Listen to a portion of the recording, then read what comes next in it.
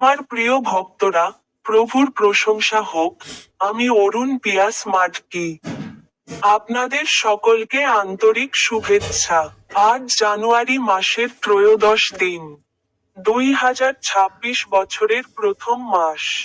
আমি ঝাড়খণ্ড রাজ্যের সিমডেগা জেলার ফারসাবেরা গ্রামের ভেলাকান্নি গির্জায় যোগদান করেছি এবং 1 বছর আগে তামিলনাড়ু রাজ্যের নাগপট্টিনাম জেলার সাদা পুরাতন ঐতিহাসিক গির্জায় যোগদান করেছি। আজ টুসু উৎসবে সকলকে আন্তরিক শুভেচ্ছা।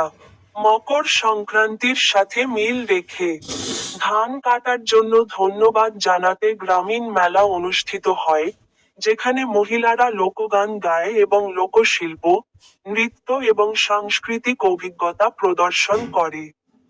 এটি উর্বরতা, নারীত্ব এবং প্রকৃতির উদযাপন।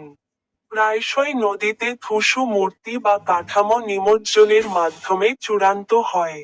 তিনি তার বাইবেলের একটি শ্লোক সম্পর্কে কথা বলেছেন, 1 করিন্থীয়, অধ্যায় 3, শ্লোক 18। কেউ যেন নিজেকে প্রতারিত না করে।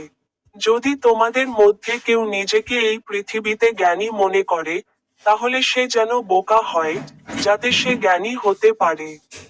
তিনি বাইবেলের শেষ পদটি সম্পর্কে কথা বলেছেন, গীতসংহিতা 84, পদ 11, কারণ প্রভু ঈশ্বর হলেন সূর্য এবং ঢাল, প্রভু অনুগ্রহ এবং গৌরব দান করবেন, এবং যারা সরল পথে চলে তাদের কাছ থেকে তিনি কোনো ভালো জিনিসই বঞ্চিত করবেন না। তোমাদের সকলকে আন্তরিক শুভেচ্ছা।